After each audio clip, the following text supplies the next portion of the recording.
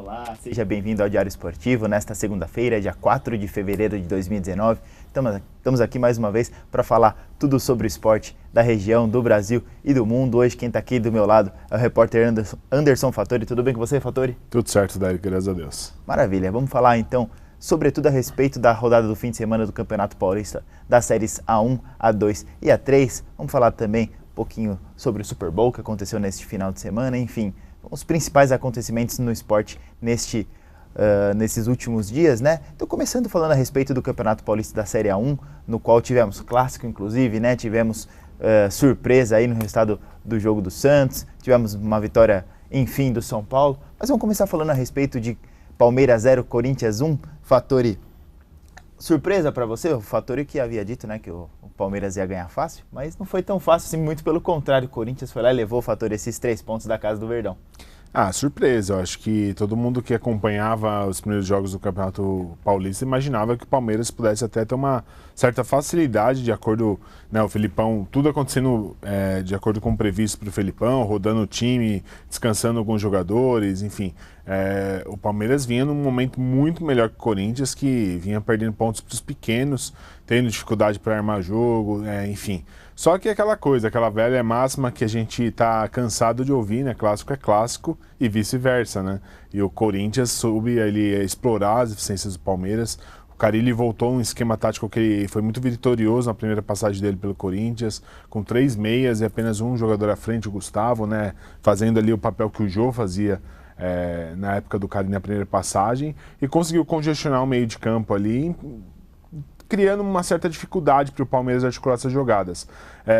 Apesar disso, o Corinthians fez esse primeiro gol com o Avelar, uma defesaça do Weverton no cabeceio do Gustavo, né, do Gustavo, e a bola acabou sobrando para o Avelar.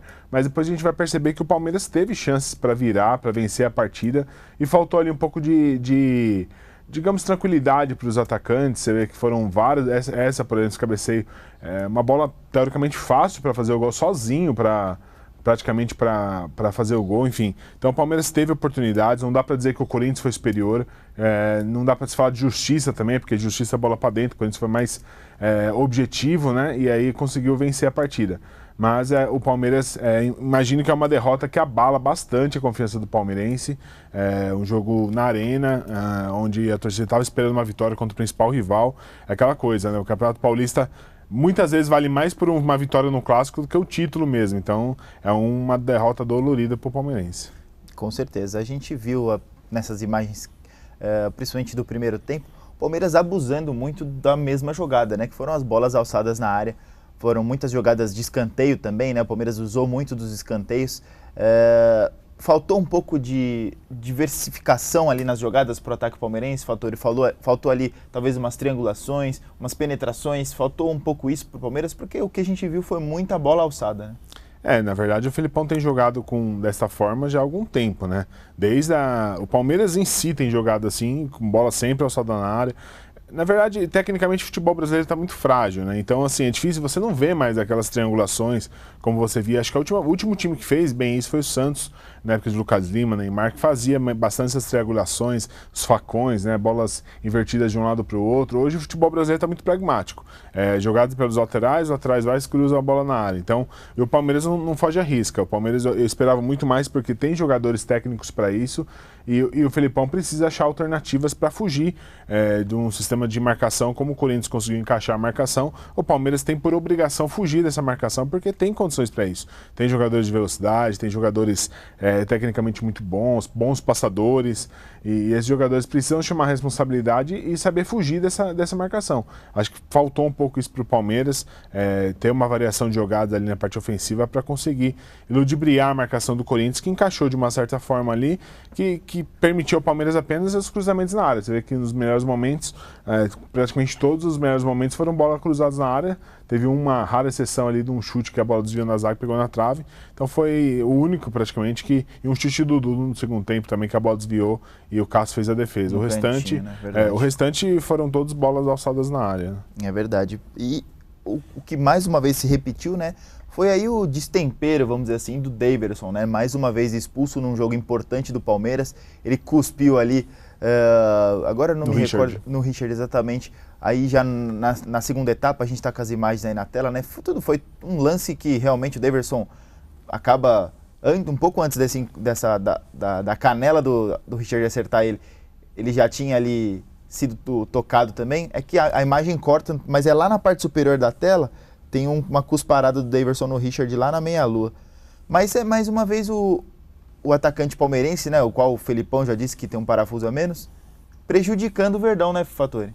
O Daverson é muito intenso, né? E a intensidade dele às vezes é desmedida, né? Ele não consegue prever uma consequência de um ato como esse. Obviamente, o Palmeiras ali foi aos 30 e poucos minutos ali, né, na reta final da partida, o Palmeiras precisava ainda mais do Daverson e ele comete um ato como esse, não é a primeira vez, né? Um jogador que precisa entender que ele é profissional, que ele é um jogador de futebol profissional, um jogador do Palmeiras, né? Que tem um elenco muito caro e tem muita coisa envolvida, então ele precisa entender um pouco mais sobre isso. Não dá para ele perder esse estilo dele, que é um estilo diferenciado, é um estilo que muita gente gosta, esse estilo intenso, ele se dedica demais. Só que ele tem que medir um pouco ali a sua vitalidade para não acabar confundindo, né, a intensidade com o destempero, que foi o que aconteceu. Né? Não dá para misturar as duas coisas, porque isso acaba mais uma vez prejudicando o time, prejudicando o próprio Daverson, né, a própria imagem dele. A gente vê hoje a torcida do Palmeiras aí dividida, né, porque muitos são gratos a tudo que o Daverson fez, um dos grandes nomes do Palmeiras em 2018 no Decacampeonato, mas aí já começa o ano fazendo uma presepada dessa, então muitos torcedores aí chateados com a atitude do Daverson. Bom, passando agora, acho que se o Palmeiras e Corinthians foi surpreendente, uma vitória do Corinthians, Ituano e Santos foi mais ainda, né, Fattori? 5-1 para o Ituano sobre o Santos, o Peixe que vinha voando aí, né, num esquema muito bacana, armado pelo Sampaoli, né, um jogo bonito, alegre de se ver, no qual os estrangeiros que vêm se destacando pelo Santos, mas parece que o Ituano encontrou ali a fórmula para vencer o Peixe, com 20 minutos já estava 3-0, né, encerrou o primeiro tempo vencendo por 4-1, e acabou 5-1 para o time de Itu, Fattori. Verdade. Até coloquei na edição impressa do jornal hoje que tem duas óticas esse jogo, né? O santista o mais pessimista pode imaginar que voltou à realidade, né? Que a gente sabe que o elenco do Santos tecnicamente não é um dos melhores, e os otimistas podem entender como um acidente de percurso. Uma coisa que eu gostaria que não acontecesse é que o Sampaoli não perdesse a confiança no trabalho, porque ele estava mostrando no Santos algo muito interessante, né? Um time muito intenso do meio para frente, apesar de que é muito difícil manter isso com jogos de quarta e sábado, quarta e domingo, né? Enfim, os jogadores acabam cansando, é muito difícil que ele conseguisse manter essa intensidade ofensiva, o toque de bola rápido que o Santos vinha apresentando nos primeiros jogos. Como ele disse ontem, novamente o time tentou impor esse seu estilo de jogo, só que a defesa foi muito mal, né? Acho que no comecinho do jogo, os 2 primeiros gols do Ituano foram desatenções da zaga, e isso daí prejudicou bastante o trabalho, porque você precisa sair para o jogo. Como o Santos vinha saindo com um time armado para contra-atacar, aconteceu o que aconteceu, né? O Ituano foi aproveitando os espaços, cada vez que chegava com muito perigo e foi muito eficiente nas jogadas, nas chances que teve, né, para fazer, acabou conseguindo uma vantagem aí totalmente inesperada. Assim, o Sampaoli pediu desculpas, explicou que ele teve 78% de posse de bola e disso de fato não fez a diferença. O Ituano foi mais efetivo, acabou fazendo os gols. A única coisa que eu prezo é que o Sampaoli não perca a coragem que ele estava demonstrando nesse início de campeonato, porque ele estava mostrando o Santos algo diferente, um time muito intenso, um time que sabia atacar, despreocupado ali com a defesa. Ele sabia que quem tem que se preocupar com o Santos são os adversários. Eu acho que é um esquema bem legal. É claro que pode acontecer outros revés dessa maneira, mas tomara que o Santos continue aí com essa coragem, porque o futebol está precisando disso. A gente acabou de falar do Palmeiras, que o futebol está muito previsível, né? E o Santos que estava saindo um pouquinho da caixinha. A gente torce para que isso aconteça não só com o Santos, mas com outras equipes. O Fluminense a gente tem visto no Rio de Janeiro com o Fernando Diniz também, tentando fazer algo diferente. Acho que o futebol está precisando dessa criatividade, desses sistemas um pouco diferenciados. Fugindo ali daquele 4-1-4-1, daqueles esquemas muito bloqueados ali de meio de campo. Acho que essa é a minha torcida, pelo menos. É verdade, o torcedor São Paulino mais atento viu que o primeiro gol do Ituano foi marcado pelo Morato, né? Jogador que passou pelo São Paulo aí, não teve muito espaço, nem primeiro muito terceiro, brilho, né? O primeiro e terceiro, é verdade. O terceiro também foi do Morato, camisa 10 do Ituano. E pra gente, né, que é admirador do futebol do interior, é muito bacana ver os times do interior fazendo frente e vencendo bem os grandes, né, Fattori? A gente lembra, não muito tempo atrás, o São Caetano, o Santo André fazendo dessas, e agora ver o Ituano mais uma vez tendo o Santos como vítima, né, assim como foi no Paulista. Alguns anos, em 2012, ele foi vice-campeão paulista, perdeu justamente pro Santos do Ricardo Oliveira, né, o título paulista. Exatamente, então é muito bacana então ver esse tipo de proeza dos times do interior, tendo em vista que a diferença de cota da Federação Paulista é tão gigantesca, né? Então os times do interior acabam realmente sendo um pouco penalizados, né? Não tem como se reforçar tanto, já não tem uma cota muito grande de televisão também, o patrocínio é mais restrito, enfim, não tem nem como comparar, né? Vamos supor que se for comparar o Ituano, que é o time da vez, com o Palmeiras, que tem uma Crefisa, né, que investe tanto por trás, é uma diferença absurda, né, tem um abismo aí entre os clubes grandes do interior, né? Se você pensar o Santos, a gente pode dizer que é o mais pobre dos grandes, né, que é um time que está passando uma dificuldade financeira gigantesca, né? E o Ituano é o mais rico dos pequenos, porque ele está, acho que há 17 anos na Série A1, então a cada ano que você fica na Série A1, você ainda vai ganhando um adicional aí da Federação Paulista. Só que ainda assim, se eu não me engano, o Ituano ganhou em torno aí de 7, 8 milhões e o Santos 14, 15 milhões. Então é praticamente o dobro do que o Santos ganha do Ituano, e aí com o dobro de recursos você tem que exigir que o Santos vencesse o Ituano por 5-1 e não ao contrário como aconteceu, né? É verdade. Bom, quem conseguiu se dar bem, né, quem conseguiu fazer as pazes com a vitória foi o São Paulo, que recebeu o São Bento, venceu por 1-0. Como é que foi esse jogo, Fattori? Não foi bonito, né? Tô vendo até o Rafael Santos tá ali na câmera fazendo que foi mais ou menos, Fattori. Parece que o Hernanes foi um dos destaques desse tricolor aí. Acho que o São Paulino que foi ao Pacaembu valeu pelo gol do Hernanes, é um golaço mesmo no segundo tempo. Foram as reservas do São Paulo, né? São Paulo preocupado aí com o jogo de quarta-feira contra o Talheres lá na Argentina, em Córdoba. Tinha bastante dificuldade para conseguir superar a defesa do São Bento. O Hernanes aí com um chute muito bonito de esquerda acabou superando o Henao, né? O Henao que todos se lembram, aí no meio de semana acabou falhando feio lá no jogo contra o São Caetano, deu praticamente o gol do São Caetano e vinha fazendo uma partida muito boa no Pacaembu, tinha defendido uma falta cobrada pelo próprio Hernandes no primeiro tempo, depois fez algumas defesas importantes no segundo tempo. Então assim, para o São Paulino valeu pelo Hernandes, que entrou jogando, jogou bem, até quando teve condição física para aguentar, suportar ali um pouquinho depois do gol, por volta dos 20 minutos ele saiu. Pelo Antony, né, que é um desejo da torcida ver o garoto aí de 18 anos, que foi destaque da Copa São Paulo de Júnior, entre os profissionais, ele entrou com muita intensidade, ainda falta um pouco ali de medir, né, a intensidade, mais ou menos como é o Daverson, o Antony, mas não é assim, ele é muito intenso, só que às vezes ele se tropeça na própria bola, né, então ele precisa medir um pouquinho isso daí, mas de fato é um talento extraordinário que o São Paulo está produzindo aí, e alguns jogadores que o técnico estava buscando aí avaliar, né, teve mais uma oportunidade, alguns foram bem, outros nem tanto. O Jonathan Alves, que entrou no segundo tempo, acabou no lugar do Hernandes, acabou perdendo o pênalti, acabou desperdiçando uma oportunidade de brilhar. O Jean, goleiro, não foi muito exigido, enfim. Então assim, valeu para avaliar alguns jogadores e o São Paulo fez a lição de casa, né, vinha de 2 derrotas consecutivas, ganhou, aliviou um pouco a pressão para o jogo de quarta-feira. É verdade, só para constar aqui quem está participando do Diário Esportivo, né? O Sidney Riqueto assistindo, Renato Ramos, Gabriele Monici, José Eduardo Asensio, que inclusive manda um comentário aqui. O Ituano foi campeão em 2014 sobre o Santos. Na verdade, a gente... eu confundi o Osasco, o Audax Osasco. O Grêmio Audax, né? Agora, enfim, já mudou tantas vezes de nome que a gente até confunde, né? Mas realmente, Ituano campeão sobre o Santos em 2014. Voltando para o São Paulo, Fattori, como você mesmo citou, tem um jogo importantíssimo pela Libertadores quarta-feira, né? Pela pré-Libertadores, vamos dizer assim, ou pela segunda fase da Libertadores, né? A primeira já aconteceu. O que esperar desse São Paulo? Você acha que o Talheres com certeza vai ser um adversário que vai exigir bastante do São Paulo? Os times argentinos geralmente é assim, né? E não podemos deixar de considerar que essa partida vai ser lá em Córdoba, né?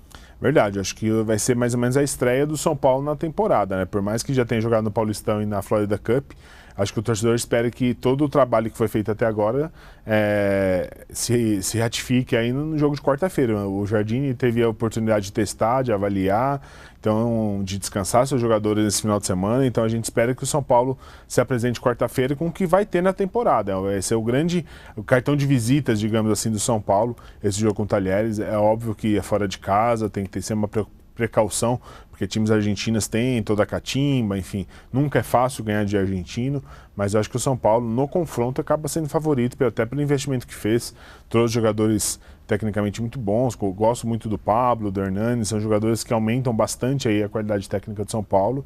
Então acredito aí muito nessa equipe de São Paulo. Vamos ver como se sai aí, primeiro questão de pressão, né, sabendo jogar fora de casa, para depois decidir aqui em São Paulo. Né? É isso aí. E antes da gente encerrar o assunto Série A1, São Caetano encerra a rodada nesta terça-feira, né, Fattori? Fala um pouquinho qual é o desafio e a pressão que sem dúvida deve estar em cima do Pintado, né? O São Caetano, lembrando, o São Caetano ainda não venceu nesse Paulistão, né? Eu acho que não dá pra gente fugir do que a gente falou na semana passada antes do jogo contra o São Bento, né? O grande problema do São Caetano é saber como resolver os problemas ofensivos da equipe. O São Caetano fez 2 gols no campeonato até agora, um gol de pênalti pelo Rafael Marques contra o Corinthians e o gol dado pelo Henal, né, no jogo contra o São Bento, um recuo do Luizão zagueiro que o Henal não conseguiu dominar e a bola acabou entrando. Então, para você ver em 4 jogos do São Caetano, a produtividade ofensiva muito baixa. Gostei muito do Vitinho no segundo tempo contra o São Bento, é um jogador que arriscou 2, 3 chutes muito bons, só que não dá para só viver de chutes esporádicos aí do Vitinho, né? O São Caetano tem que conseguir articular melhor as jogadas, o Pintado tentou modificar bastante a equipe contra o São Bento, vamos ver como que ele vai amanhã para esse jogo contra o Botafogo. E assim, eu não sou a favor de troca de treinador, nada, mas eu tenho uma convicção de que esse jogo depende da continuidade do Pintado sob o comando do São Caetano, porque é um jogo contra o último colocado, o Botafogo fez 1 ponto até agora, o São Caetano fez 3. Então, assim, imagina a expectativa, por mais que seja em Ribeirão Preto, por mais que seja um adversário muito difícil de ser batido, o São Caetano precisa pontuar. Se não ganhar esse jogo contra o Botafogo, todo aquele investimento que a gente falou no início da competição, o São Caetano foi um dos pequenos que mais investiu, trouxe jogadores aí de Série A, muitos jogadores que estavam em Série A de brasileiro, começa a ficar numa situação bem delicada, seria ultrapassado, no caso de derrota, pelo próprio Botafogo, o São Caetano entraria numa zona de rebaixamento, então é bem delicada a situação do Pintado, do São Caetano, mas eu confio que o São Caetano, como teve esse tempo para trabalhar, possa colocar todo o seu investimento, toda essa parte técnica que tem à disposição aí em campo e consiga vencer o Botafogo. É isso aí, vamos torcer também. Então esse jogo amanhã em Ribeirão Preto, amanhã terça-feira, né? Lá em Ribeirão Preto, fechando aí a 5ª rodada do Campeonato Paulista da Série A1. E quem também ainda não venceu, mas pela Série A2, né, e mais uma vez desapontou seu torcedor, foi o São Bernardo, ficou no 0-0 com o Taubaté. Assim como a gente estava comentando antes do programa, talvez o teste mais forte para o São Bernardo até aqui, mas o time colecionou aí o 5 jogo, o 5º jogo, né, sem vitória, 4 empates, 1 derrota. Situação muito ruim e muito aquém para quem tanto investiu, para quem tanto criou expectativa, né, Fattori? E está lá na parte de baixo da tabela com apenas 4 pontos. Acho que é decepcionante para todo mundo, né? Não só para o torcedor, mas eu tenho certeza que o Wilson Júnior e os jogadores também não estão satisfeitos com o que vem mostrando o São Bernardo. Pegou o Taubaté, dos 5 jogos é o jogo mais difícil, então, como a gente falou, o empate contra o Taubaté não pode ser um resultado catastrófico, digamos assim, um resultado natural num time que tem boa condição técnica, que é o Taubaté. O grande problema que pesa são os outros adversários que o São Bernardo pegou, alguns adversários tecnicamente inferior ao São Bernardo, e o São Bernardo acabou não conseguindo vencer as partidas, né? O Wilson Júnior tem falado que o time tem conseguido apresentar um volume ofensivo bom, tem conseguido criar alternativas, mas não tem sido suficiente, né? O time precisa detectar, e o Wilson precisa detectar o que está acontecendo, se é ansiedade, se é nervosismo, ou mesmo trocar 1 ou 2 peças ali do setor ofensivo para que o time consiga, de certa forma, fazer prevalecer essa melhor condição técnica mesmo, que para uma Série A2, o elenco de São Bernardo é muito melhor do que esse que se apresenta ali na 10ª posição. Então, São Bernardo tem que lutar pelo G8, tem que estar lá em cima, e a gente espera que a reação seja de imediato, né? O jogo contra o Nacional por exemplo, um adversário tecnicamente inferior ao São Bernardo. O próprio houve uma troca de elencos praticamente aí. O São Bernardo atual era o Nacional há 2 meses mais ou menos, então eu acho que o São Bernardo tem tudo aí para vencer o Nacional e aí dar um salto na tabela, né? É verdade, o Wilson Júnior que promoveu aí as entradas do lateral direito Thiago Enes e do atacante Magrão, né? Thiago Enes revelado no Flamengo, jogou no Náutico também. E o Magrão, que o ano passado disputou a Série 2 pelo Sertãozinho, disputou o campeonato angolano, o último campeonato angolano, foi um dos artilheiros, inclusive, fez 15 gols em 14 jogos, enfim, são dois jogadores aí para, quem sabe, engrossar aí esse elenco do São Bernardo, melhorar esse desempenho, sobretudo ofensivo, né? O São Bernardo, assim, a exemplo do São Caetano, o São Bernardo também tendo muita dificuldade para conseguir balançar as redes, então a gente espera aí que com essa semana, sem jogos, né? Afinal, a próxima rodada é só no fim de semana, para que o elenco consiga aí, enfim, afastar essa má fase e vencer pela primeira vez e dar sequência no Campeonato Paulista da Série 2. Já o Santo André, né, Fattori, que vinha de vitórias, aliás, vinha de um empate, né, contra o Linense, 2 vitórias e um empate contra o Linense fora de casa, acabou derrotado pelo 15 de Piracicaba, praticamente no apagar das luzes, né, lá em Piracicaba, um gol de pênalti no finalzinho.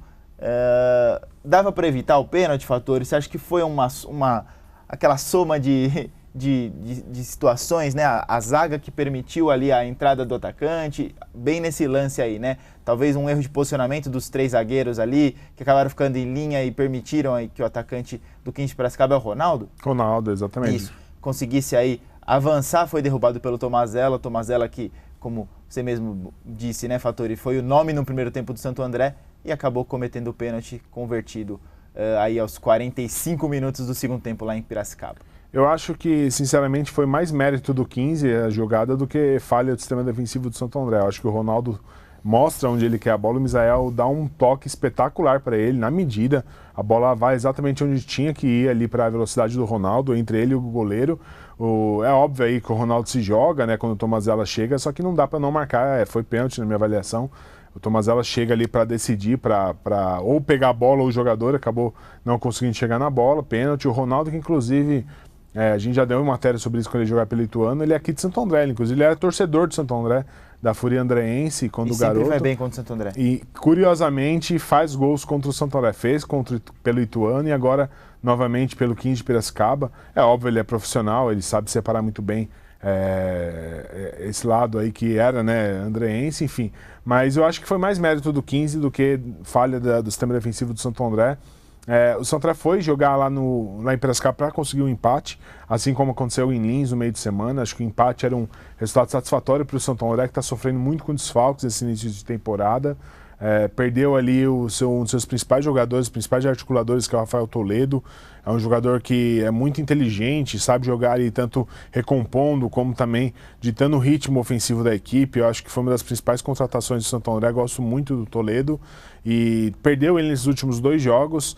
E os reservas imediatos não estão em condições físicas plenas. O Christian, que todo mundo conhece, Christian Mendigo, né, como a gente fala, 39 anos, e o Diego Macedo também, que ficou aí 7, 8 meses sem jogar. Então esses 2 jogadores não conseguem aí suprir essa necessidade de armação, de articulação do Santo André, e esse é um grande problema que o Fernando Marchiori vai ter que resolver, porque no próximo final de semana, sábado, pega o Votuporanguense. Rafael Toledo ainda é dúvida, acabei de falar com o Fernando, ele tem um problema muscular no posterior da coxa direita, tá tentando se recuperar, há uma expectativa boa da recuperação dele, só que só lá para quarta, quinta-feira que o treinador vai ter certeza se poderá ou não contar com o Rafael Toledo. Se puder contar com ele, vai ser uma boa alternativa para o Santo André. Volta ali um sistema que vinha dando certo, conseguiu emplacar 2 vitórias consecutivas contra Taubaté e Penapolense. Agora, se ele não tiver o Rafael Toledo, ele vai ter que mudar um pouco ali o sistema. Ou ele aposta novamente no Christian, como foi feito lá em Piracicaba, ou ele de repente recua o Garré para fazer a armação e põe o Maiquinho, que é um jogador que chegou no meio de semana e já estreou lá em Piracicaba. Então, assim, vamos ver como que o Fernando Marchiori vai armar esse Santo André, que está numa situação que a gente já imaginava, de meio de tabela, está em 7º, ali muito próximo ali dos vice-líderes, né, que estão com 10, o Santo André está com 7 pontos, e é um ponto ali do 9º colocado, enfim, está no meio de tabela, que é uma posição que a gente já imaginava que o Santo André fosse brigar aí desde o início do campeonato. Hoje o Santo André tem um elenco bem mediano para a Série A2, com poucas alternativas ainda, mas perdeu o Bahia, por exemplo, o Gilberto Jesus, que é o lateral esquerdo reserva, que poderia jogar um pouco mais adiantado, enfim. O Santo André está sofrendo muito com os desfalques e isso tem dificultado num elenco tão enxuto como é o Ramalhão. É verdade. Outro também que sofre aí com a falta de uma cota melhor, de um patrocínio gordo, né? Enfim, é a realidade do futebol do interior, infelizmente, né? A partir do momento que quando você cai para a Série A2, piora ainda mais a situação, que não é fácil, que não é... Se na 1 é difícil, na 2 é mais ainda, e na 3 nem se fala, né? Mas daqui a pouco a gente chega na 3, vamos finalizar o assunto A2 com a vitória do líder Água Santa, 3-1 sobre a Inter de Limeira. Fator esteve lá, acompanhou esse resultado, com mais um grande jogo aí da dupla ofensiva Dadá e Alvinho, Fator.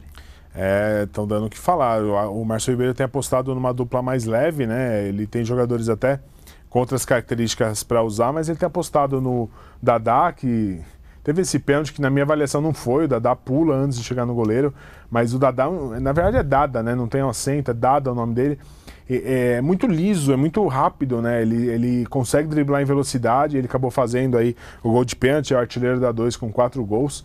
Então é um jogador muito interessante que o Água Santa foi buscar no mercado. E eu chamo a atenção para esse jogo, para esse gol. O Luan Dias, ele arranca. Para a imagem aí, Vicenzo. Ele toca ao Alvinho. Volta um pouquinho a imagem. É impressionante. Isso aí, pode parar. A troca de passes, o Luan Dias vai acionar o Dada lá na esquerda, e quem vai fazer o gol é o Alvinho, que nem na imagem ainda está. Ele aparece como um tiro ali pelo meio do campo. Pode soltar. Olha como o Alvinho chega, explorando o espaço, recebe o passe do Dada e faz um golaço, assim, um gol não só pela praticidade, né, do toque do Alvinho, mas pela inteligência do Dada. Observou, né, o jogador chegando em projeção ali pelo meio, onde não via ninguém marcando, e acabou fazendo o gol do Água Santa. E aí no segundo tempo, o Eric, que tinha acabado de entrar, finalizou muito bem também e fez o terceiro. Enfim, tudo está dando muito certo para a Água Santa. Acho que a dupla de ataque tem feito a diferença. O Celcinho, quando entra, também é muita qualidade técnica na armação. Precisa melhor condicionamento físico ainda, não está no 100%. Então, acho que o Água Santa, tecnicamente, tem um time muito bom. Caminha passos largos aí para conseguir pelo menos a classificação entre os 8. Depois, no mata-mata, é outro campeonato, mas acho que entre os 8... o Água Santa deve confirmar em poucas rodadas aí sua vaga na próxima fase. Sem dúvida, o Campeonato Paulista Série A2 nesse novo formato, né, com 8 classificados para a segunda fase, sem dúvida te permite fazer um campeonato menos regular na primeira fase e depois fazer um mata-mata perfeito, né? Foi assim que o Santo André subiu há 4 anos, né? Aliás, há 3 anos. E foi assim justamente que São Bernardo não subiu no passado, né? Foi um time que fez uma primeira fase praticamente impecável, perdeu só um jogo e acabou eliminado na semifinal para o Oeste. As contas são mais ou menos 22 pontos, garante a classificação. O Água Santa está com 13. Ou seja, pelas contas, precisa de mais 3 vitórias. Olha que a gente está falando em 5ª rodada. Que é um terço do campeonato. Exatamente, tem um terço. Então o Água Santa tem mais 10 jogos para ganhar 3. Então, o que eu tô dizendo aí, daqui 4, 5 rodadas é bem provável que a gente já deu o Água Santa classificado, porque a 2 está muito equilibrada, um perde e ganha ali danado ali no meio de tabela, e o Água Santa perdeu 2 pontos até agora, um empate contra a Portuguesa no Canindé, e o restante venceu 4 partidas. Então, o Água Santa está destoando dos demais. Se continuar nessa toada aí, seguramente classifica brincando nessa... Aí depois do mata-mata a gente vai ter que observar como o time vai se comportar, né? Sem dúvida, parabenizar sempre o trabalho do Márcio Ribeiro, né? Um cara que conhece o Água Santa como poucos, né? O homem responsável por tirar o Netuno lá da segundona, levar até a Série A1, sem dúvida, um grande cara, né? Que tem a nossa admiração. E para encerrar o assunto do Campeonato Paulista, né, chegando na Série A3, o Sport Clube São Bernardo conseguiu aí a sua recuperação depois de 3 derrotas seguidas, venceu o São Carlos por 3-1 fora de casa, né, o Sport Clube São Bernardo, que está sendo dirigido interinamente pelo Galego, né, perdeu para o Comercial e agora venceu o São Carlos, 3-1, Fatori. Um resultado que foi importante para o Cachorrão, né, porque vinha aí de 3 resultados complicados, contra o Comercial foi uma virada bastante sentida, né, lá em Ribeirão Preto, e agora vence esse São Carlos por 3-1. São Carlos, que é um dos times que também ainda não engrenou, demitiu seu treinador agora também, mas para o Cachorrão absolutamente 3 pontos muito positivos aí para essa campanha. É importante, acho que o São Bernardo está precisando desse resultado. Teve um jogo difícil, né? Alguns jogos difíceis aí, contratempos complicados aí, teve que demitir o treinador. Aí contou, né, com a sorte, talvez a sorte virando aí por esse São Bernardo, acabou abrindo o placar, e aí facilitou um pouco as coisas, porque como você disse, o São Carlos também está numa situação muito complicada na tabela, e aí precisou sair para o jogo contra um adversário que tem no contra-ataque uma das suas principais virtudes, que é o EC São Bernardo, e aí ficou mais fáceis as coisas para o Cachorrão, que acabou matando o jogo no segundo tempo, com mais 2 gols. Abriu 3-0, depois ainda sofreu no finalzinho o gol de honra aí do São Carlos. um resultado importante porque devolve aí a confiança para o restante da competição. Acho que é importante pontuar. Acho que em competições como essa, você pontua ainda mais fora de casa, você recupera pontos perdidos aqui no Barretão. Então, vitória muito interessante do SC São Bernardo. É verdade. Inclusive, o presidente Felipinho Shade participando aqui do programa, assistindo o programa. Ótimo programa, imparcial, difícil hoje em dia. Abraço a todos. Um abraço, presidente. Sinta-se convidado aqui, venha participar um dia aqui conosco do Diário Esportivo. O SC São Bernardo agora que recebe o Primavera, né, no domingo aqui no Barretão. Enfim, agora todos os times da região, né, têm essa possibilidade de uma semana cheia para treinar, né? Com exceção feita ao São Caetano, que ainda joga nessa terça-feira pela 5ª rodada do Paulistão da Série A1.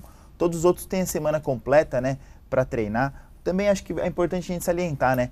Neste domingo o Esporte Clube São Bernardo completou 91 anos, né? O clube mais antigo daqui do nosso grande ABC, então acho que vale a pena a gente ressaltar, vale mandar os parabéns aí para o presidente Felipinho Shade, para todos os dirigentes e para todo mundo que fez parte dessa história bonita do Alvinegro, né? Verdade, um time muito tradicional que está voltando agora com tudo, né?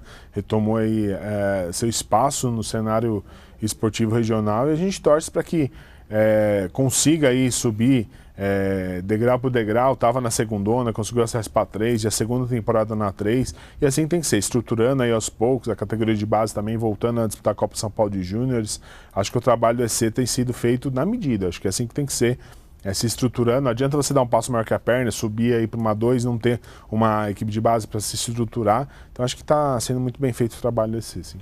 É isso aí. Bom, nesse fim de semana a gente teve também a 53ª edição do Super Bowl, né, Fattori? A gente teve New England Patriots contra Los Angeles Rams e o Patriots, né, chefiado aí, capitaneado, ou seja lá como for, pelo Tom Brady, conseguiu aí uma vitória por 13-3, um placar baixo, né, a gente pode assim dizer, né, a gente que vê aí placares tão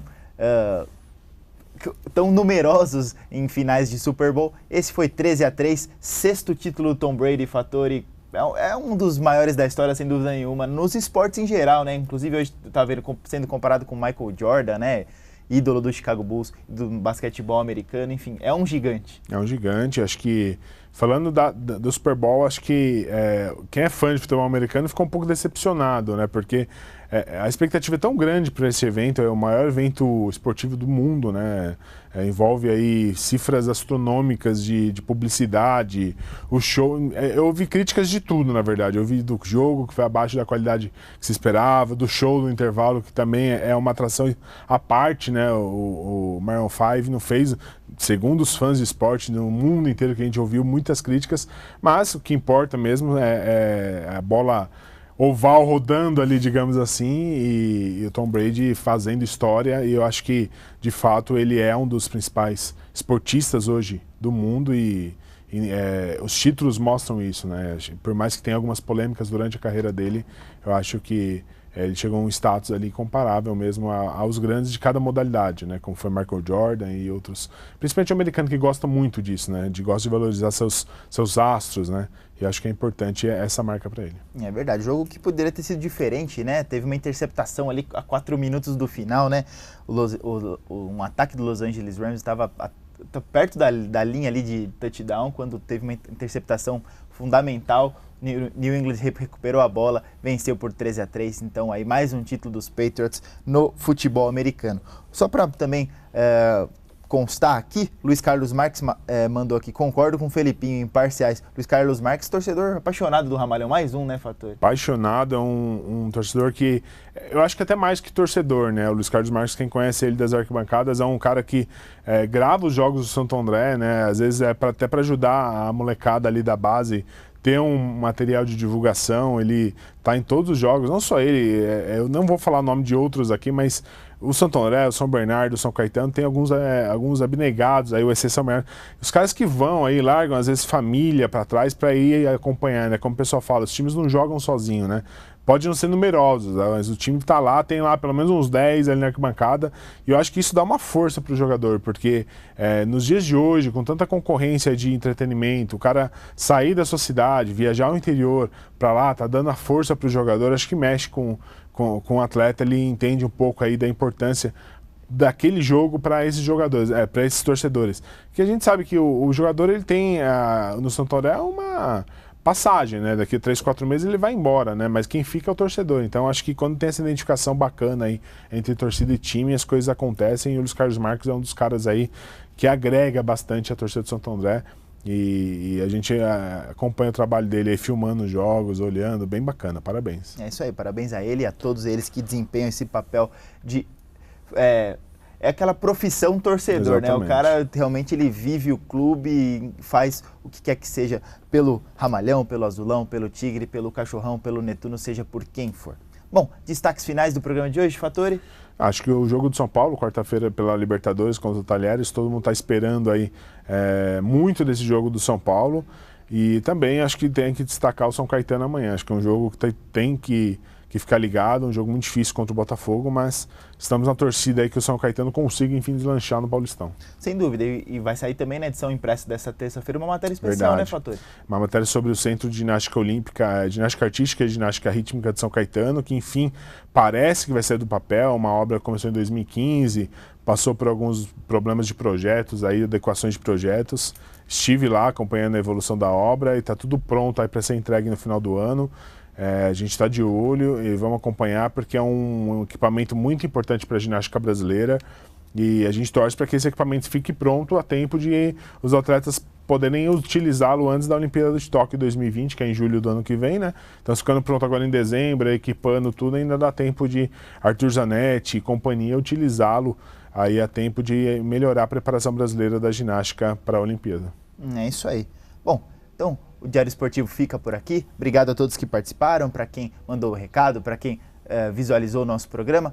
Uma boa semana a todos. Semana que vem a gente está de volta com muito mais do esporte da região do Brasil e do mundo. Claro, continue interagindo conosco, participando do Diário Esportivo, mande sua sugestão de pauta, sua crítica, seja lá o que for, né? Nosso e-mail é diarioesportivo@dgbc.com.br, o nosso Instagram é @diário do grande ABC e tem também as nossas redes sociais, né? O Facebook é Jornal DGABC, o nosso Instagram, eu já falei, mas tem também o Esportes DGABC, né? Enfim, continue interagindo conosco, tá certo? Queria mandar um grande abraço e um descanso em paz pro meu amigão Thales Ribeiro. Vai com Deus, irmão.